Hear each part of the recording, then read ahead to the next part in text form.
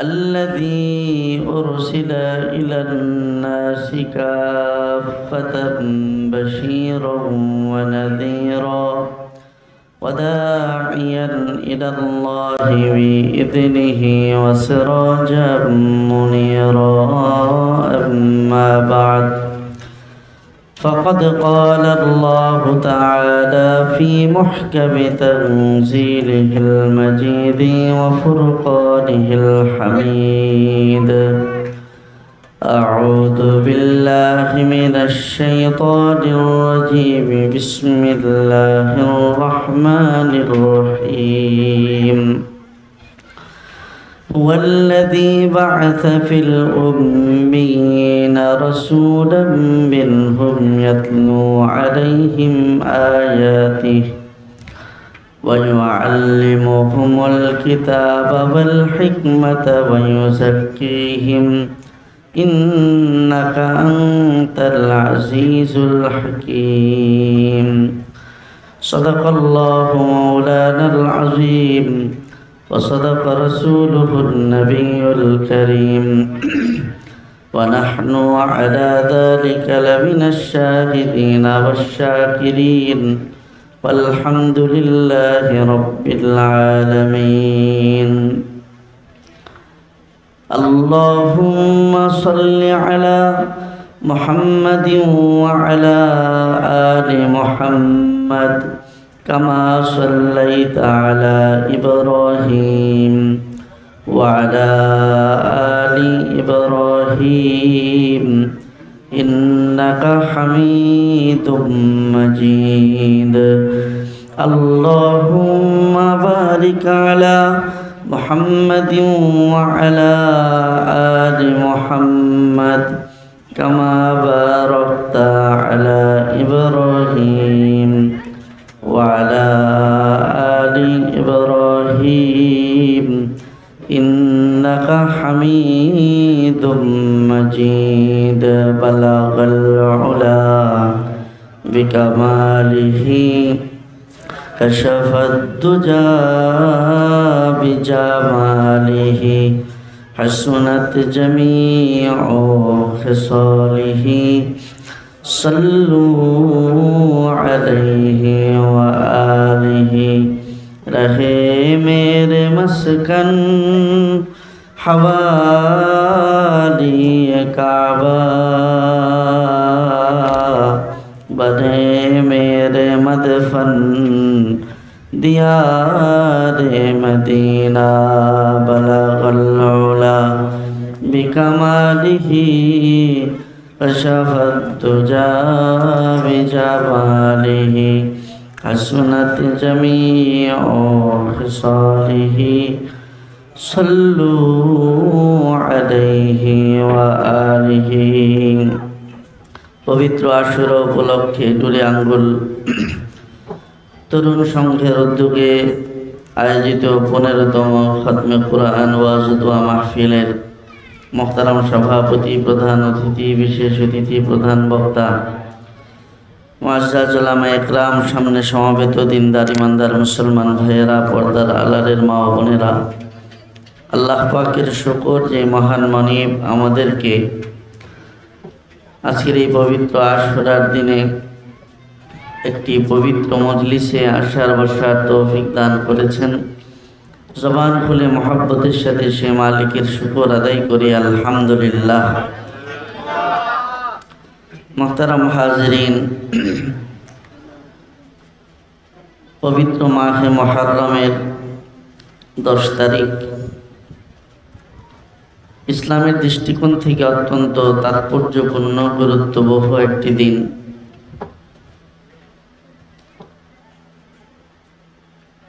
এই দিনটিকে সামনে রেখে হাদিসের মধ্যে বিভিন্ন ধরনের কথা আল্লাহর নবী আমাদেরকে জানিয়ে গেছেন যে মুহররমের 10 তারিখটি কেন এত তাৎপর্যপূর্ণ। এ মাসে ইসলামের ইতিহাসে বড় বড় কিছু ঘটনা সংঘটিত হয়েছিল। 10 মুহররম আশুরার দিনে পৃথিবীর ধ্বংসের সর্বশেষ কিয়ামতটিও সংগঠিত হবে এদিনেই।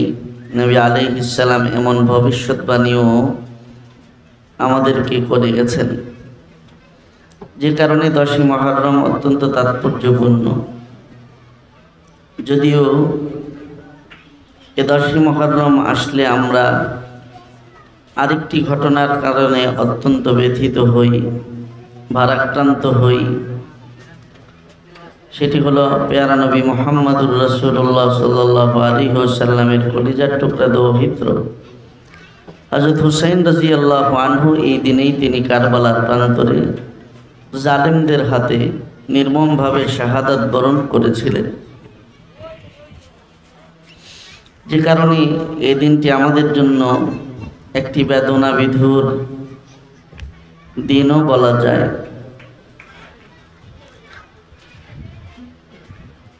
এই 10ই মুহররমের ঘটে যাওয়া নির্মম কারবালার শাহাদাতের এই ঘটনাকে কেন্দ্র করে আমাদের সমাজের মধ্যে নানান ধরনের কথা, নানান ধরনের ঘটনা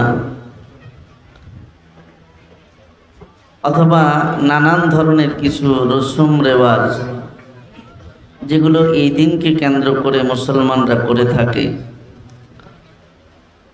যার সাথে কোরআন ও হাদিসের ন্যূনতম কোনো সম্পর্ক নাই। যদিও এই বিষয়গুলো আমরা সব সময়ই বলে থাকি, এই বিষয়গুলোর ব্যাপারে আমরা আপ্রাণ চেষ্টা করি জাতিকে সতর্ক করবার জন্যে।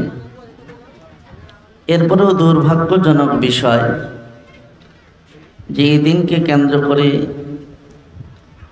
নানান ধরনের মুখরোচক মিথ্যা ঘটনাও চালু আছে। এদিনকে কেন্দ্র করে নানান ধরনের কুসংস্কার, রসুম রেওয়াজও আমাদের সমাজের মধ্যে এখনো চালু আছে। এর অন্যতম কারণ যে আমরা বুঝিয়েও জাতিকে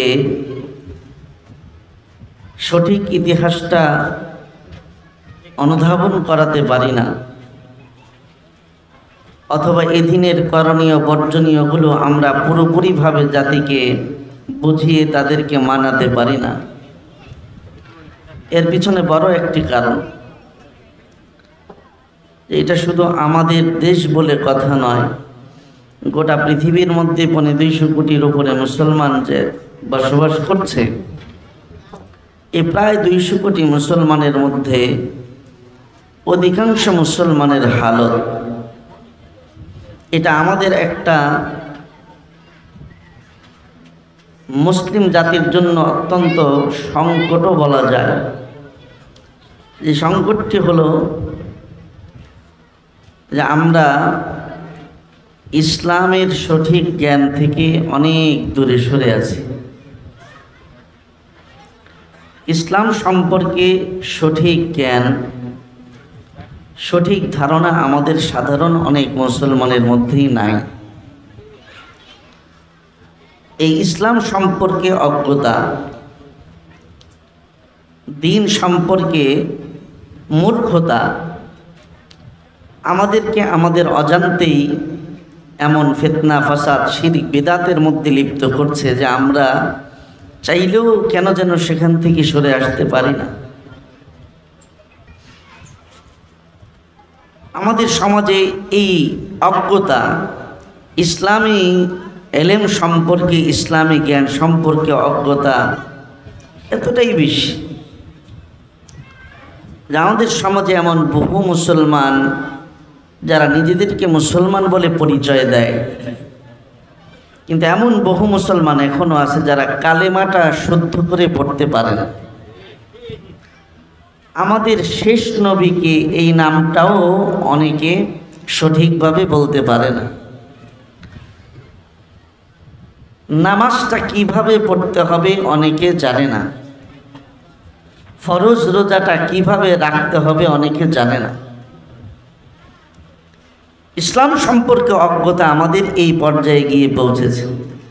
যদিও আমরা এখন এই সভ্য যুগে, আধুনিক যুগে, প্রযুক্তির যুগে আমরা শিক্ষার বড়াই করি, আমরা জ্ঞানের বড়াই করি যে আমরা অনেক কিছু জানি।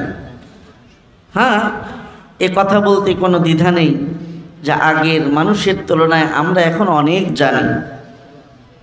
আমরা এখন জানতে জানতে জ্ঞানের পাওয়ারে আমরা আকাশে শূন্যে বিমান উড়িয়ে দিতে পেরেছি। আমাদের জ্ঞানের পরিধি এতটাই বেড়ে গেছে যে আমরা এখন পানির নিচ দিয়ে পথ তৈরি করে সেখান থেকে আমরা গাড়ি যাওয়ার সুযোগও করে দিয়েছি। আকাশে পাতালে সব জায়গায় আমাদের জ্ঞানের ছড়াছড়ির বহিঃপ্রকাশ পেয়েছে, এ কথা ঠিক। কিন্তু যাদেরকে এত বড় জ্ঞানী গুণী বলি, এদের মধ্যেও এমন অনেক মানুষ আছে যারা নামাজ রোজার সঠিক বিধানটুকুন পর্যন্ত জানে না। আমি কি কথাটা ভুল বললাম? বাস্তবতা এটা। আর এই কথাটা আমার শুধু নিজস্ব ধারণা থেকে বলা কথা, বিষয়টা তাও না। আজ থেকে ১৫০০ বছর আগে আমাদের পেয়ারা নবী মুহাম্মদুর রাসূলুল্লাহ সাল্লাল্লাহু আলাইহি ওয়াসাল্লাম যেন আমাদের এই যুগের মানুষগুলোকে চোখে দেখে হাদিসটা বলে গিয়েছেন। ক্বালান নবী সাল্লাল্লাহু আলাইহি ওয়াসাল্লাম ইয়াতি আলান নাসি জামান লা ইউদরা মা ফিহি সালাতুন ওয়া মা সিয়ামুন ওয়া মা ফিহি সাদাকাহ। আল্লাহর নবী বলেন, আমার উম্মতের উপরে এমন একটা সময় আসবে যে আমার উম্মত ইসলামের জ্ঞান থেকে এতটাই দূরে সরে যাবে, ইসলামী ধারণা থেকে, ইসলামী জ্ঞান থেকে এতটাই অজ্ঞতার মধ্যে ডুবে যাবে যে ফরজ নামাজের বিধান পর্যন্ত তার জানা থাকবে না। রোজা কিভাবে রাখতে হয়, রোজার মাসালাও তার জানা থাকবে না। এমনকি সে নিজেকে মুসলমান বলে দাবি করবে, কিন্তু ঈমান কেমনে থাকে, ঈমান কেমনে ভাঙে, এই ঈমান সম্পর্কিত জ্ঞানটুকু আমার উম্মতের মধ্যে থাকবে না। ১৫০০ বছর আগের কথা। নামাজের মাসআলাও জানবে না, রোজার মাসআলাও জানবে না। যেই ঈমান ছাড়া জান্নাত পাওয়ার কোনো সুযোগ নাই, যেই ঈমান থাকলে জাহান্নামে যাওয়া লাগবে না, সেই ঈমান সম্পর্কে ধারণাও থাকবে না। আমরা আজ সেই যুগের মধ্যেই আছি যে কালেমা, নামাজ, রোজা, হজ, যাকাতের সঠিক বিধান আমরা অনেকে জানি না। এমন অজ্ঞতার মধ্যে, মূর্খতার অন্ধকারে আজ জাতি ডুবে আছে। আর এই সুযোগে আল্লাহর রসুলের আরেকটা ভবিষ্যৎবাণী এ সমাজের মধ্যে প্রতিফলিত হচ্ছে যে যেই জাতি তার দিন সম্পর্কে, তার ধর্ম সম্পর্কে অজ্ঞ, তার ধর্মের জ্ঞান থেকে সে অনেক দূরে, আল্লাহর রসুল বলেন আমার উম্মতের মধ্যে শেষ জামানায় এমন একটা সময় আসবে, এটা আল্লাহর নবীর আরেকটা ভবিষ্যৎবাণী। ইয়াকুনু ফি আখিরিজ জামানি দাজ্জালুনা কাজ্জাবুন। আল্লাহর রসুল বলেন শেষ জামানায় আমার উম্মতের মাঝে এমন কিছু মিথ্যাবাদীর আবির্ভাব ঘটবে, এমন কিছু মিথ্যাবাদী প্রকাশ পাবে যারা আমার নামে, হাদিসের নামে এমন কিছু কথা তোমাদেরকে শোনাবে যেটা কোরআন হাদিসে তো নাই। বিমা লাম তাসমাউ আনতুম ওয়ালা আবাউকুম, যেটা এমন আজব কথা, কোরআন হাদিসে তো দূরের কথা, তোমাদের বাপ দাদারা পর্যন্ত এমন আজব কথা কোনোদিন শোনে নাই। এমন কথা হাদিস বলে, কোরআন বলে চালিয়ে দেব। আজ আমরা রসুলের সেই হাদিসের বাস্তবতা সমাজের মধ্যে দেখতে পাই। যেই কথা হাদিসে নাই, যেই কথা কোরআনে নাই, দিন বলে, শরীয়ত বলে, ইবাদত বলে এমন কিছু কথা আমাদের সাধারণ মুসলমানদের মধ্যে এখন চালিয়ে দেওয়া হচ্ছে, ঠিক কিনা বলেন? যেটার সাথে কোরআন হাদিসের ন্যূনতম কোনো সম্পর্ক নাই। আমার ভাইয়েরা, আজ এই মূর্খতার অন্ধকারে, অজ্ঞতার অন্ধকারে ডুবে থাকার কারণে সঠিক ইসলাম কোনটা, আমাদের সঠিক নাজাতের পথ কোনটি, আল্লাহর রসুলের দেখানো পথ কোনটি, সেটা আজ খুঁজে পেতে আমাদের দিশাহারা অবস্থা। সেই পথ খুঁজে পেতে গিয়ে নানান ধরনের মত, নানান ধরনের পথ, শত বিভক্তি আজ মুসলমানদের ভেতরে তৈরি হয়েছে।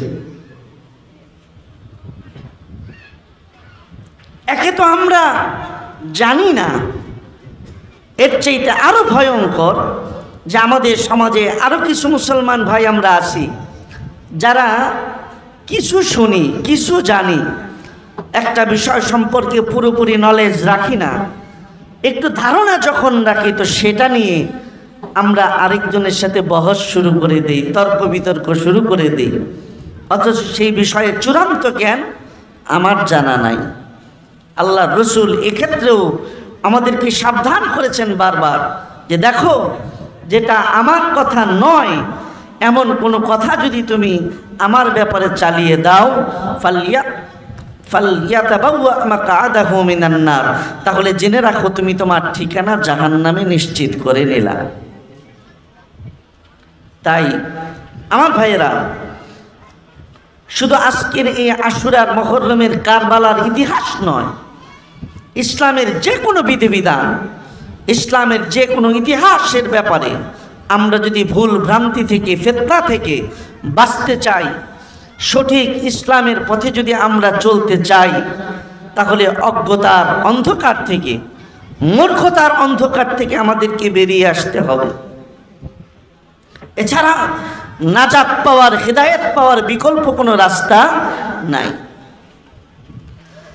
তবে হ্যাঁ, এ কথাও আমাদের মাথায় রাখা চাই, একজন মুসলমান হিসাবে আমাকে অবশ্যই ইসলাম সম্পর্কে জ্ঞান অর্জন করতে হবে, ইসলাম সম্পর্কে অজ্ঞ মূর্খ থাকা যাবে না। তবে ইসলাম সম্পর্কে জ্ঞান অর্জন করার পদ্ধতি কি হবে সেটাও প্যারা নবী মুহাম্মদুর রাসূলুল্লাহ সাল্লাল্লাহু আলাইহি ওয়াসাল্লাম আমাদেরকে বাতলে দিয়ে গেছেন। আমরা অনেকে বাজার থেকে বই কিনি, বাংলা কোরআনের তাফসির কিনে যারা ইসলাম সম্পর্কে জানতে আগ্রহী, আমরা যারা ইসলাম সম্পর্কে জ্ঞান অর্জন করতে পিপাসু, তা আমরা বাংলা বই কিনে পড়া শুরু করে দিই। নিজে যেটা বুঝি মনে করি এটাই সঠিক। অনেক সময় দেখা যায় যে আমরা নিজে পড়ে পড়ে যেটা বুঝি অথবা নিজে শুনে শুনে যেটা বুঝি, সেটা নিয়ে যারা বিদগ্ধ জ্ঞানী, ইসলাম সম্পর্কে যারা গভীর জ্ঞানের অধিকারী, তাদের কথাও অনেক সময় আমরা মানতে চাই না, বরং তাদের দিকে আমরা আঙ্গুল ইশারা করে তাদের মধ্যে ভুল আসে এমন দাবিও আমরা অনেকেই করে ফেলি, যেটা বাস্তবতা। এ কারণে আমার ভাইয়েরা, এক নম্বর কথা যে ইসলামের যে কোনো ইতিহাস হোক, যে কোনো বিধিবিধান হোক, এ ব্যাপারে আমাদেরকে অজ্ঞ থাকা যাবে না, জানতে হবে। তবে জানতে হলে জানার পদ্ধতিটা কি হবে এটাও আমাদের জানা থাকা দরকার। আল্লাহ পাক রব্বুল আলামিন যুগে যুগে মানব জাতির হেদায়েতের জন্য, মানব জাতিকে জাহান্নাম থেকে মুক্তি পেয়ে জান্নাত পাওয়ার জন্য যুগে যুগে যেই আসমান থেকে হেদায়েতের কিতাব নাজিল করেছেন, এমন কোনো জামানা পৃথিবীতে আসে নাই, এমন কোনো উম্মত পৃথিবী থেকে গত হয় নাই যেই জামানায় যেই উম্মতকে আসমান থেকে কোনো কিতাব দেওয়া হয়েছে, কিন্তু সেই কিতাবের পাশাপাশি সেই জাতিকে হেদায়েত দেওয়ার জন্য, সেই জাতিকে জান্নাতের পথ দেখানোর জন্য নবী কিংবা রসুল পাঠানো হয় নাই। এমন কোনো যুগ, এমন কোনো জাতি পৃথিবীর ইতিহাসে খুঁজে পাবেন না। বরং আদম আলাইহিস সালাম থেকে শুরু করে আমাদের প্যারা নবী পর্যন্ত পৃথিবীতে যত জাতি এসেছেন, প্রত্যেক জাতির জন্য আল্লাহ পাক যেমন আসমানি কিতাব দিয়েছেন, আবার আসমানি কিতাবের পাশাপাশি যুগে যুগে নবী এবং রসুলও দিয়েছেন। এর কারণটা কি?